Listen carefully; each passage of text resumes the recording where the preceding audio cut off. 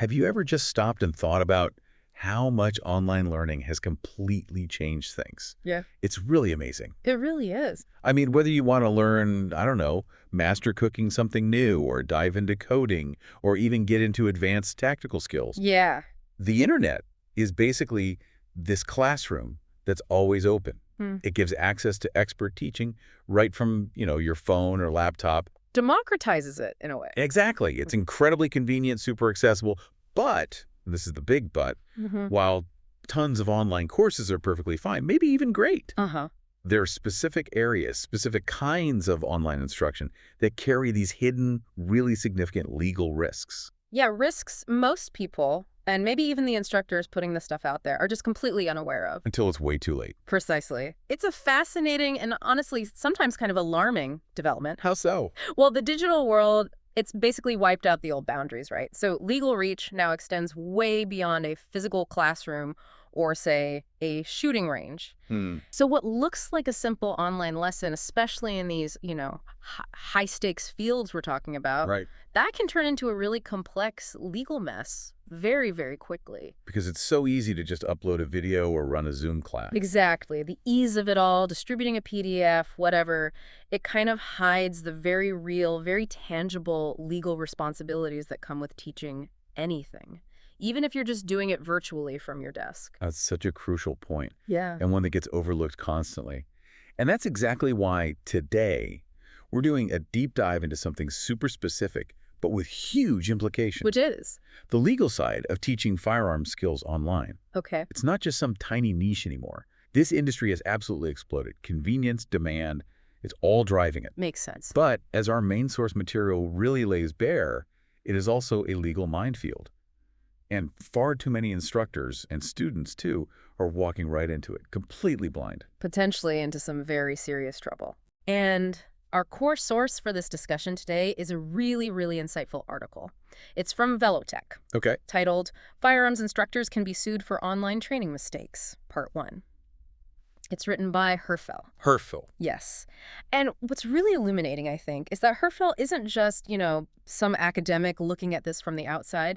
He's a distinguished firearms instructor himself, has a 30-year career. Oh, wow. So he's lived it. Exactly. That firsthand experience gives the piece this real-world practicality. He breaks down, really meticulously, how the legal system, which traditionally looked at physical spaces, the range, the classroom, Right, the old model. how that system is now aggressively stretching its reach right into the digital world. This article basically shines a huge spotlight on a critical blind spot for so many people involved, instructors and learners alike. So our mission for you listening today is pretty straightforward. Yeah. We want you to leave this conversation really well informed on this whole topic. It's important stuff. It really is. Yeah. Whether you're maybe thinking about taking an online firearms course, or perhaps you're an instructor yourself thinking about putting content online, or even if you're just kind of curious about how legal responsibility works, how it shifts in our increasingly digital world, get ready for some real eye-openers. Some aha moments, maybe. Definitely some aha moments. Yes, Because this isn't just about firearms, is it?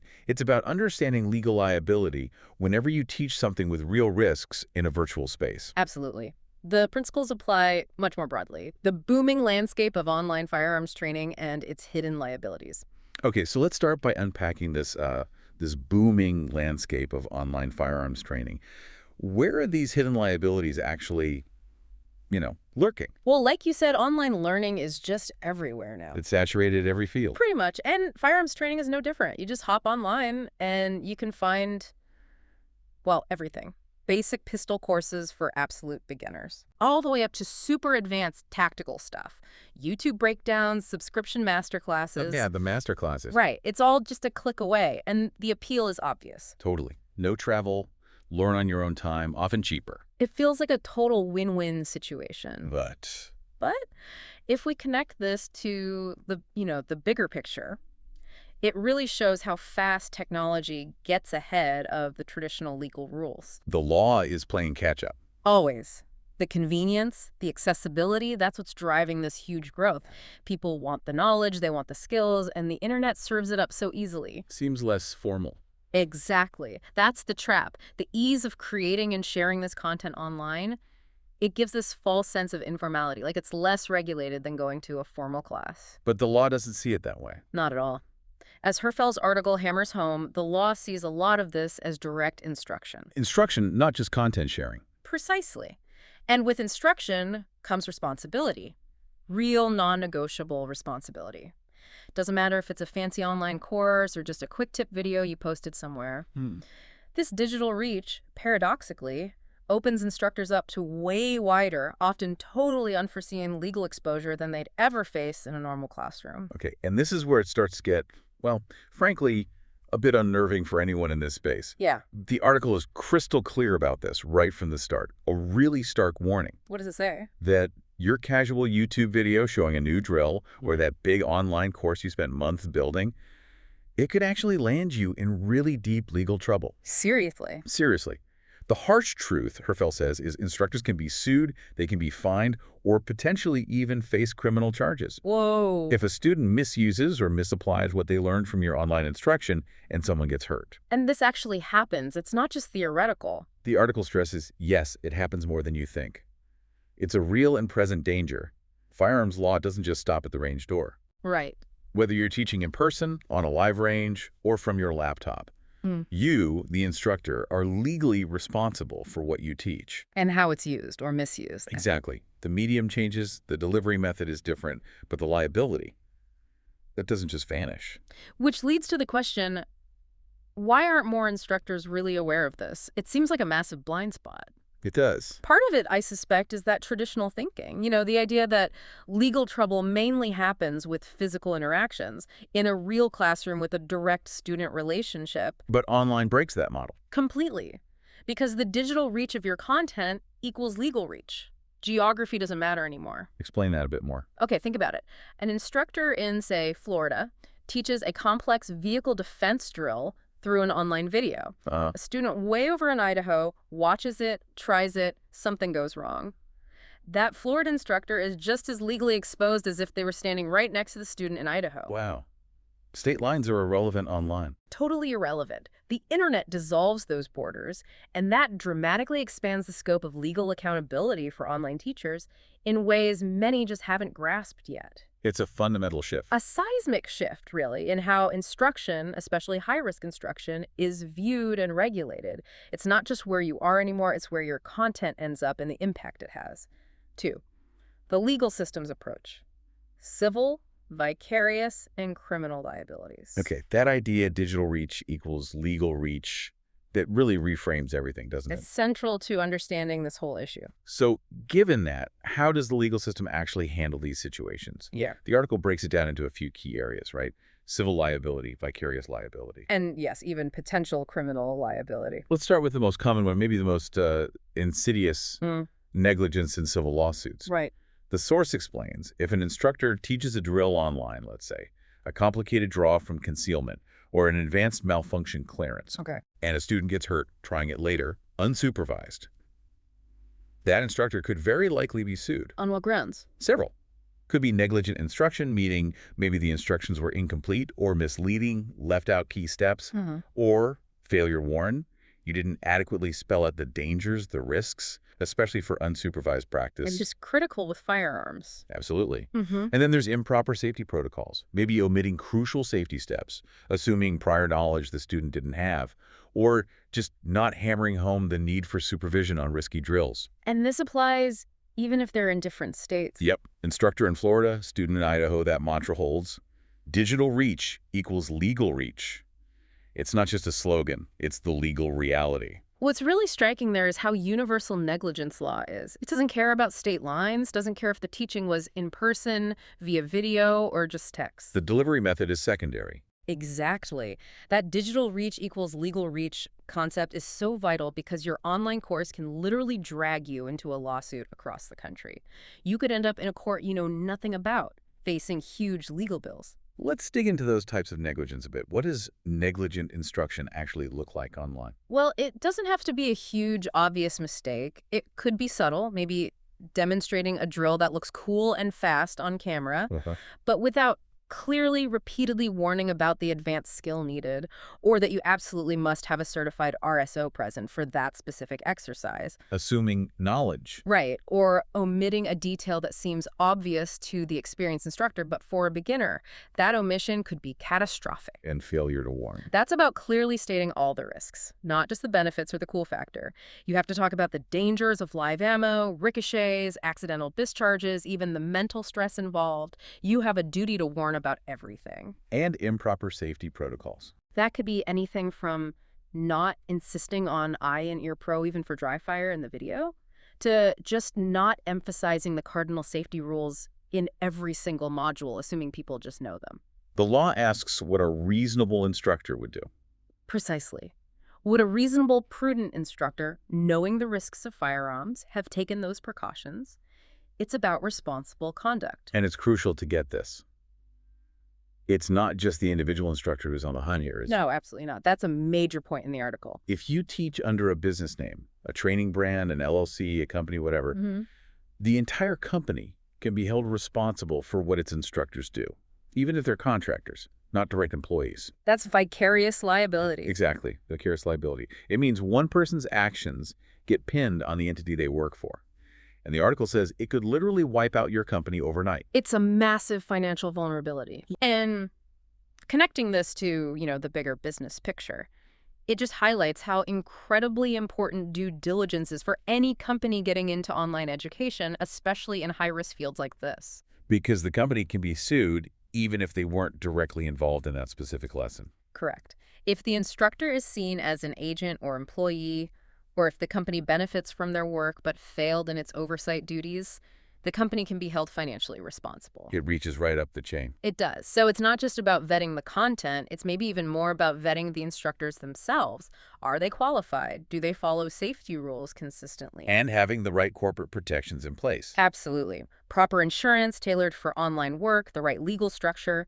Without those robust safeguards, one bad incident really can financially ruin a company. Okay, this is where it gets really, really serious. Beyond civil suits. Yes. The article states very clearly that in the absolute worst case scenarios, someone gets seriously hurt or tragically killed because of online instruction. We're not just talking civil anymore. We are talking potential criminal charges. Criminal, like what? Prosecutors might go for culpable negligence. There's a specific Florida statute mentioned, Section 784.05, or reckless endangerment, or even, unbelievably, manslaughter by instruction, Florida statute, Section 782.07. Manslaughter by instruction. That's what it says. And this can happen, the article stresses, because the right disclaimers weren't there, the right safeguards were missing, or necessary supervision was just neglected. Wow. That's incredibly sobering. It really drives home the stakes here. Immensely high stakes. So what's the line? What takes it from a civil issue like negligence to a criminal act? Good question. It almost always comes down to the degree of negligence. How bad was it? Explain that. Okay, so civil negligence might be, a lack of ordinary care, a mistake, an oversight that leads to harm, like forgetting a wet floor sign. Right. Criminal, culpable negligence or manslaughter usually requires much more. A reckless disregard for safety, knowing something is dangerous and doing it anyway, or promoting it without care. Like knowing the floor is slick, taking the sign away and telling people to run across it. Exactly. A profound indifference to safety. In firearms terms. Maybe promoting some incredibly dangerous trick shot online with no warnings, no requirement for supervision, no vetting, knowing full well someone could get killed trying it. So it's that recklessness. Yes. The absence of critical warnings, the failure to demand live supervision for clearly dangerous stuff, or just giving demonstrably terrible advice that can bridge the gap from owing damages to facing jail time. Which makes those disclaimers and safety protocols not just good practice. They're potentially freedom-saving measures. Seriously. Transparency, rigorous safety, clear warnings, they are essential. 3, a real-world case study, online training gone wrong. That distinction is so important. Civil versus criminal. Wow. Okay, let's make this really concrete. The article provides a real-world example, and it just chills you. These examples really bring it home. Okay, picture this. A young guy, eager to learn self-defense, maybe worried about carjackings or something. Understandable. He buys an online vehicle defense course, wants practical skills, likes the convenience of online. Makes sense. But here's the absolute key detail, the setup for disaster. The entire course had zero live instruction. None. Just videos. Okay, I see where this might be going. So this young man, he's trying to apply what he learned. He starts practicing drawing his gun rapidly from inside his truck in his own driveway. Totally unsupervised. Just mimicking the video? Exactly. No. Mimicking the screen. And then, bang, the gun goes off. Oh, no. It discharges. And tragically, the bullet hits a completely innocent bystander nearby. Oh, God. Just awful. A terrifying scenario. And it instantly shows the massive danger of unsupervised high-risk practice learned solely online, with no real-time correction, no safety oversight. And the consequences. They must have been huge. Devastating. The article lays it out, the result. The bystander, the victim, sues, not just the student, But the instructor, too. but the online instructor who provided the course. What happened next? The instructor was found liable, not just negligent, but liable for gross negligence. Gross negligence. That's a higher bar, right? Much more serious. Much higher. It implies a severe, reckless disregard for safety, way beyond a simple mistake. Wow. And then the financial blow. The instructor's own liability insurance refused to cover the claim. What? Why? Isn't that what insurance is for? Because, and this is critical, of a lack of vetting protocols. Lack of vetting, meaning they didn't check the student's background or readiness. Apparently. It's a blaring siren, isn't it? It highlights that absolute duty of instructors to know who they're teaching, assess their readiness for advanced stuff, and ensure the practice environment is safe. The insurance company just walked away. Seems like it. So the final outcome for the instructor, an out-of-court settlement for $900,000. $900,000. And professionally, banned from ever teaching again for life. Financial ruin and career death from one online course incident. Exactly. It's just a chilling real-world example of how badly things can go when online high-risk instruction isn't handled with extreme care, robust safety, and a full understanding of the legal liability. It really underscores that cutting corners on safety can lead to just catastrophic results. Yeah. Irreversible. A $900,000 settlement and a lifetime teaching ban. That is just a staggering price. For an online course that probably cost, what, $100? Maybe less? Yeah. It really hammers home the huge, potentially life-destroying risks for instructors who aren't completely dialed in on their legal duties online. What seems like an easy way to share knowledge or make money Turns into this existential threat. It can wipe out everything. It's a massive wake-up call for anyone thinking online teaching is just sharing content. Why this is a growing problem in the industry. Yeah. So, okay, with that horrifying example fresh in our minds, why is this happening more often? What's going on? The article describes it almost like a Wild West out there for online firearms content. A Wild West. Yeah, that feels apt sometimes. Think about it. The industry sees increasingly flooded with, well, unlicensed instructors. People selling so-called tactical master classes. You see that label everywhere. And then you have the influencers on social media showing off unsafe, sometimes crazy maneuvers just to get likes and views. Pushing the envelope for clicks, not safety. Exactly. And so many of these videos uploaded with zero context, no disclaimers at all, no attempt to vet who's watching or their skill level, no waivers. Anyone with a camera can basically hang out a shingle. Pretty much. Set up shop, call yourself a tactical guru, build a following, and potentially spread really dangerous unvetted information. The barrier to entry is almost zero. And the appeal of quick fame or easy money can, unfortunately, overshadow basic safety. Tragically, yes. Which really brings up a tough question. Are these people, the influencers, the instructors jumping online, are they just genuinely unaware of the risks? Or are they actually choosing views and profit over safety? What does this source suggest? Herfel's article strongly implies many are simply sitting on a legal time bomb. A legal time bomb. Wow. That phrase really suggests a widespread, dangerous lack of awareness about the legal consequences of what they're putting online. Because it's so easy to become an instructor online, maybe. That's a huge part of it.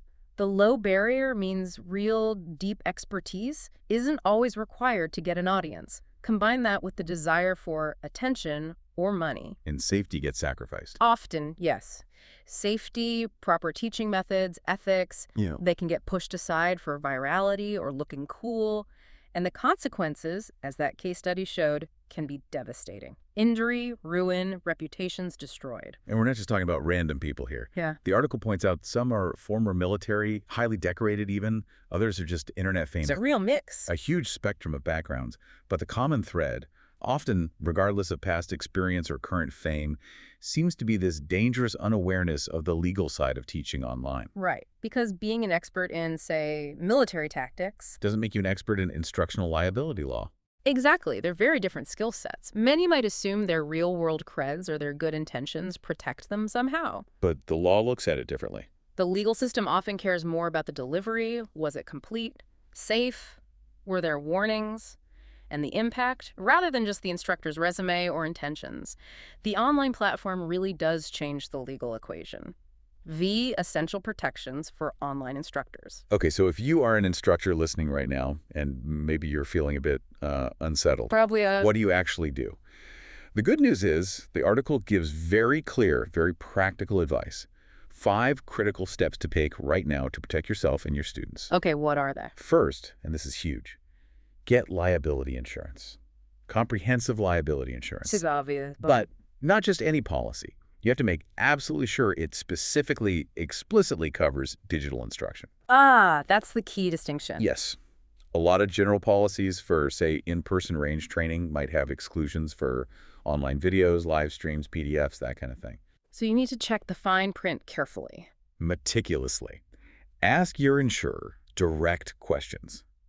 Get it in writing that you are covered for your specific online activities. This is not a minor detail. It's foundational. That insurance nuance is fascinating and probably where a lot of instructors get tripped up without realizing it. I bet. Because not all policies are the same, and online instruction has these unique risks. A standard policy might cover a student hurt on your range under supervision. Right. But what if they get hurt weeks later, alone at home, trying a drill from your online course? That's a completely different scenario legally. Needs different coverage. Absolutely. Yeah. The instructor has to proactively confirm their policy covers that borderless digital reach. Otherwise, that policy might be worthless when they need it most. Okay, step 2. Use strong, clear disclaimers. And not just buried somewhere. No. Strong, unambiguous, unavoidable disclaimers. At the start of every video, on every PDF, and every course module, all related materials. What should they say? Clearly state the risks involved in firearms training. Emphasize the absolute need for live, professional supervision for certain drills.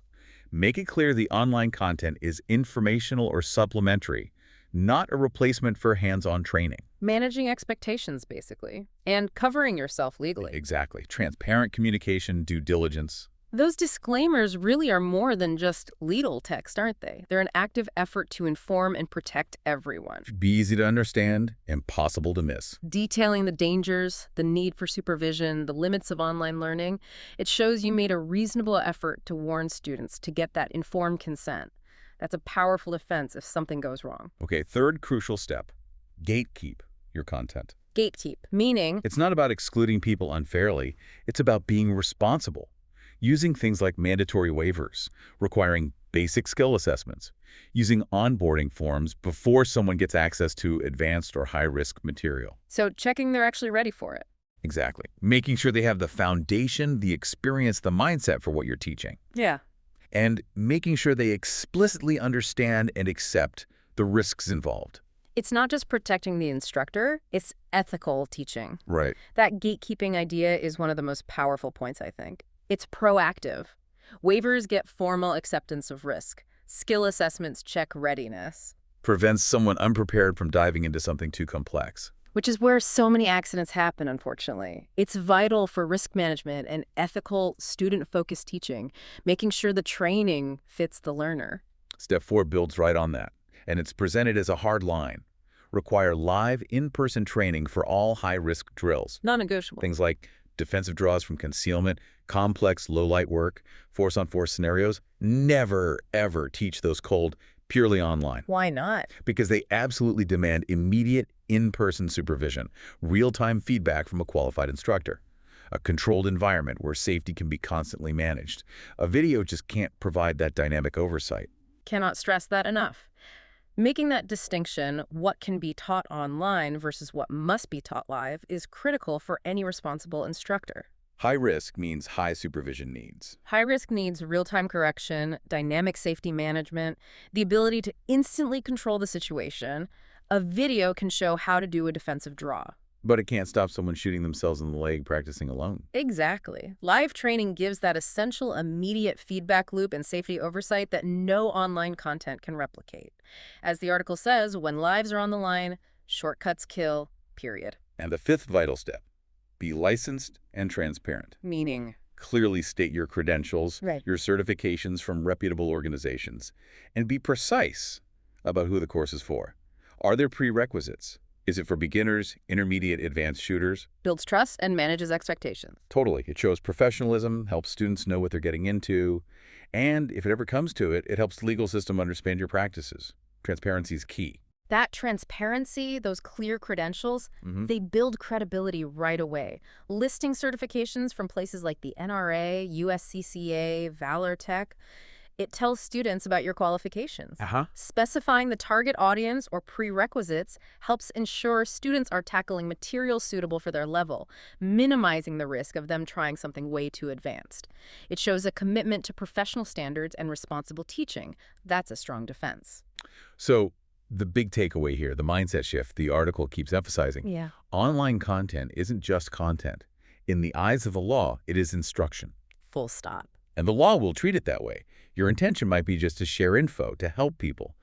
But if someone acts on it, misapplies it, and gets hurt, the legal system sees it as instruction, with all the responsibilities we've been talking about. That shift in legal perception is probably the single most critical thing to grasp. Wow. What students should watch out for. Okay, so we've talked a lot about the instructor side. What about you, the person looking for training? Right. The learner? Right, the consumer. How do you navigate this complicated online world and avoid the bad actors, the dangerous traps? Because it's not just instructors who need to be careful. Students need to do their homework too. Absolutely. Due diligence is crucial for learners as well. The article gives a really useful checklist, questions you should ask, things you should look for before you spend any money or time on an online course or subscription. Your safety isn't something to mess around with. And that raises that key question for you, the student. Are you just looking at price and convenience, or are you prioritizing real safety and legitimacy? Because convenience can be a trap here. It can be a double-edged sword if you're not critical. Yeah. So before you commit, you absolutely have to ask some tough questions. First off, is the instructor or the company licensed or certified by a reputable organization? Like the ones mentioned, NRA, USCCA, Valor Tech. Exactly. Established bodies. Those certifications aren't just wallpaper. They usually mean a baseline level of training, safety standards, ongoing education. They're a real sign of legitimacy. Makes sense. Yeah. What else? A huge one. Do they offer any kind of live support or feedback? Why is that so important? Online is great for theory, for demos, but for something hands-on and potentially dangerous like firearms skills, that real-time interaction is incredibly valuable. Can you ask questions, clarify things, get personalized feedback? Is there a human involved beyond just watching videos? Gotcha. Passive learning isn't enough here. That interaction is vital for understanding complex skills and, crucially, for catching errors before they become bad habits or lead to an accident. Just passively watching videos is inherently risky in this field. It's like learning brain surgery from YouTube. Okay, good analogy. Next. Do they really emphasize safety and the legal use of force? Is it woven throughout everything or just mentioned quickly at the start? A checkbox item versus a core principle. Precisely. A legitimate instructor prioritizes safety above all. They teach how to handle the firearm, but also the huge responsibility, the legal side, the ethics. They should talk about de-escalation, avoiding conflict, self-defense law, as much as shooting technique. If safety isn't the absolute foundation, that's a huge red flag. Massive. It should be non-negotiable. Safety, legality, ethics, if they aren't constantly reinforced, integrated, prioritized, walk away. Okay, what else is on the checklist for students? Are there mandatory waivers? Age checks? Clear prerequisites before you can even enroll? Back to that gatekeeping idea, but from the student's view. Exactly. If a course is just open to anyone with a credit card, no checks, no attempt to see if you're ready or even old enough, that's a warning sign. It means they might care more about the money than your safety or readiness. It suggests a lack of responsible vetting, definitely. Those prerequisites and waivers aren't just for the instructor's protection, they're for your safety. They confirm you understand the risks and meet the basic criteria. If a course skips all that, be very cautious. It often means it's time to look elsewhere. So the article's final advice for students is pretty blunt. What does it say? If those questions aren't answered well, if you see those red flags, walk away. Simple as that. Yeah. Your safety isn't for sale, isn't worth gambling on. Powerful warning. It really resonates through the whole piece. It empowers the learner to take control of their own risk assessment. 7. A professional example. Valortech's commitment to safety. Yeah. Now, interestingly, the article itself, the source we're drawing on, is published by Valortech, and they deliberately use their own company as an example of how to do things right in this industry. Putting their money where their mouth is, so to speak. Seems like it. They make a strong claim. They've actively turned down sponsorships, partnerships, and easy money because, they say, we won't compromise on safety. Period. That's a bold stance. It is. They position themselves as a model of integrity, legal awareness, and commitment to safety in a field that, let's be honest, sometimes gets criticized for lacking oversight. And what's compelling about their approach, as described, is that explicit rejection of shortcuts. That firm stance that a cheap e-course cannot replace real-world supervised training So, that hits the core danger we've been discussing. do they give examples? They do. They mentioned banning the SIG T320 handgun from their courses back in 2023, notably before the headlines about potential safety issues really blew up. So proactive, not reactive. Exactly. Shows foresight, a focus on risk assessment. They also state clearly they don't allow half-trained shooters to play operator online. Taking aim at that influencer culture. Seems like it. Directly confronting that issue of people tackling high-risk stuff without proper training or supervision, it shows they actively gatekeep, ensuring readiness. And they also said something about not pretending a cheat course replaces real practice. Right. They said they won't pretend a $99 a course can replace real-world repetition under stress. That's a direct acknowledgement of the limits of online-only learning, especially when stakes are high. Because shortcuts kill. Their words. It hammers home that core message. Certain skills demand in-person, supervised instruction. Online is supplementary for theory, maybe some drills, but not a replacement for hands-on work with immediate feedback and safety control. It sounds like they really practice what the article preaches. That's how it's presented. They offer certified, licensed instructors hitting that credential benchmark. They provide liability-insured training, covering both in-person and online, addressing the crucial insurance piece. And their focus is on real-world application with legal responsibility built in. So it's not just technique, it's the legal and ethical context, too. Integrated right into the training, not just tacked on. So for listeners looking for training, Valortech is presented as embodying what you should look for. According to the article, yes. Certified instructors, proper insurance for both online and offline, focus on real-world use with legal responsibility. They're based in Orlando, but train beyond Florida. Offer various courses, pistol, rifle, private coaching, even consulting for other instructors or ranges on safety and liability. Yeah, presented as a comprehensive resource. When you connect Valortech's model to the wider industry, what's the takeaway? It suggests the responsible path forward really involves a mix. Strong ethical standards, comprehensive insurance that understands digital risks, and a very clear understanding of when online works and when live training is absolutely essential. Valortech is positioned as a blueprint. A compelling model of best practice, showing how to navigate this complex online landscape responsibly, safely, and with legal foresight. It's a potential roadmap for the industry's future. Outro. Wow, okay. That was quite the deep dive. We really peeled back the layers on teaching firearms online.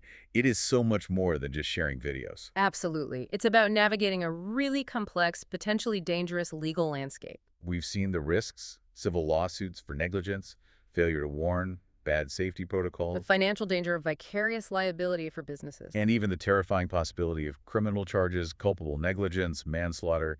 The risks are incredibly real. But, importantly, so are the solutions. Right. We covered those crucial protections. The right liability insurance specifically for online work. Strong, visible disclaimers. Proper gatekeeping waivers, assessments, Demanding live training for high-risk drills. and being transparent about licenses and credentials. Yeah. Plus, now students have that checklist to identify safe, legitimate training. Which brings us to a really important question for you, the listener. Yeah. Armed with all this, how do you now evaluate the safety and reliability of any online instruction you come across, especially in risky areas? Because these principles apply more broadly, right? Definitely. The things we discussed for firearms training, verifying credentials, looking for clear warnings, understanding the limits of online teaching, seeking out interaction and feedback, you can use those anywhere. Like what? extreme sports videos, Ah. DIY home repair tutorials. Advanced fitness programs. Anything where doing it wrong could lead to serious harm or loss. Ugh. In any high-stakes field, that line between just content and libel instruction gets really blurry online. That's a great point. So here's something for everyone to think about as they go about their digital lives. In this world, where specialized knowledge flies around the globe instantly, what other areas of online teaching might be unknowingly sitting on a legal time bomb, just like firearms instruction? Yeah. And what responsibility do we, as learners, as consumers of this information, really have to check the safety, the legitimacy, the legal soundness of what we watch or read online before we potentially put ourselves or someone else in danger?